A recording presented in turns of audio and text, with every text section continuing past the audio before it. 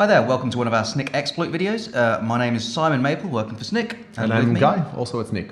Awesome, and today we're going to be looking at a directory traversal exploit which exists in the ST library. So, Guy, what is a directory traversal exploit? Directory traversal is a type of vulnerability where you traverse the directories on the server. You manage to basically break out of the area where there's information you're supposed to get into other folders and other kind of sensitive areas of the application to just steal more info.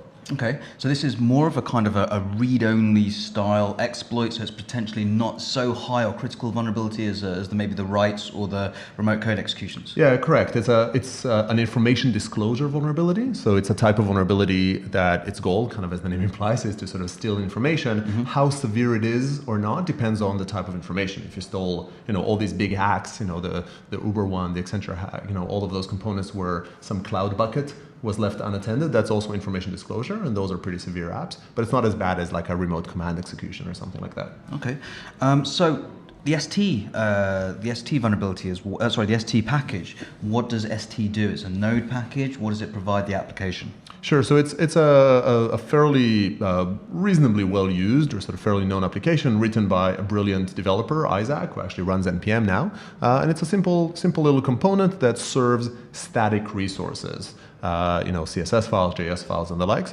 And we actually use it on our little sort of favorite vulnerable app goof here. Mm-hmm. And we can even sort of find along our little vulnerability here. Okay, awesome. So shall we do an exploit? Indeed, yeah. So as you can see here, we've scanned the application, we've scanned Goof, our application. We found a bunch of vulnerabilities, including our directory traversal. And instead of reading through the advisory over here, we're just going to jump over straight into Snyk and show the vulnerability in action. Okay, awesome. So this is the application now.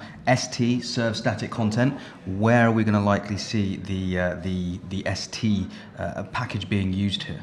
So we're going to show it, it's used throughout the application. Behind the scenes, it serves these CSS and JavaScript files, but maybe a bit more interestingly, Goof is very, very happy, carries the philosophy of if you've got it, flaunt it.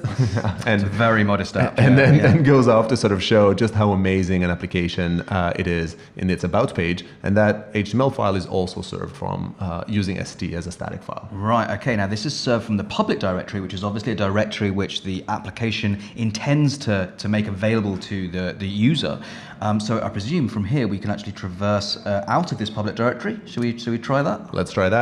But we can't really do that in the browser. Browsers are like annoyingly, they normalize stuff for it, way too user friendly. We're going to be real hackers today. Indeed. So we're going to go over into our terminal, and what we're going to do here is just curl around. We're going to start off just repeating the very same thing that we've just done in the browser by just running curl and taking it out. And that looks just as amazing as it did in the browser. It's a very versatile to-do app. Wow, it's good in the terminal and it's good in the browser. Excellent. So let's try and traverse out of this directory. So I guess a / slash would be an appropriate instead of the about HTML. Just replace that with / slash, and we should break the public. How we traverse directories, through / slash. So let's come along here, and we're going to take out the about.html, and instead we're going to put a / slash. You ready for it? Let's see. This should work. And bang. That looks good. Yeah, but it's kind of disappointing. It's not really the thing. If we go over here, we can see that really all we got is just the title page, which has got the home page. In fact, if I go along and I just add a / slash, / slash, / slash, kind of to my heart's content here, and I just run that, I'm going to get the exact same page. All right, so ST is recognizing we're trying to do a directory traversal and sending us to not an error page, but a safe page that it expects us to get to. Indeed, just the slash. It's actually a fairly security-conscious library. Not surprising. It was written by a security-conscious developer there, Isaac. And it tries to do the right thing, but it missed. It missed something. It catches the / slash, but there are more than one ways to represent a dot in the world of the web. So some kind of encoding with the dot then. Indeed, the infamous URL encoding. Right. Do you remember, Simon, the URL encoding of a dot? I'm a mere developer advocate, and so I'm not too sure what the encoding is. Can you enlighten us, guys? Yeah, so the hex and URL encoding are a hacker's best friend, or at least one of them. And really, you might know that %2e is what represents the dot. Now you say it, I remember it now. Of course, everybody knows that. Yeah. Okay, so let's go ahead and just run %2e, and drum roll, please. Wow, that looks better. That looks better, So if you look around, what you'll see here is we've actually uncovered 2 security flaws. Okay. We can see that it's an index of, really what we're seeing here is directory listing. This is not the vulnerability we're after, not the droids we're looking for, the vulnerabilities we're looking for, but it is an insecure default in ST, which by default it allows directory listing. Arguable whether that's vulnerability or not, but in this case, ST is just very friendly to us and goes along and shows us a whole bunch of folders that we can go ahead and start, asking for, say, our package JSON. So we got a bunch of information here we can traverse around. But what would we do if we didn't have, this sort of a friendliness from ST, or that if a developer turned off this insecure default and turned off directory listing? Well, I mean, if we can look at this, if we can look at directory listings and look at actual files, why don't we try and look at a sensitive file perhaps somewhere else in the file system? Indeed. What we do is we enumerate, we guess. So the easiest way to guess is just to look for files that have a known set location. And everybody's kind of destination when you talk about hacks is you can go off, you can just use this %2e and repeat it many times. Again, that's how directory listing folds. A CD ... and a root is the root, right? And dot, exactly. Yeah. And just sort of stick around in that area and then add the favorite file, etc passwd, and voila, we got our little password file of our little Heroku vulnerable app.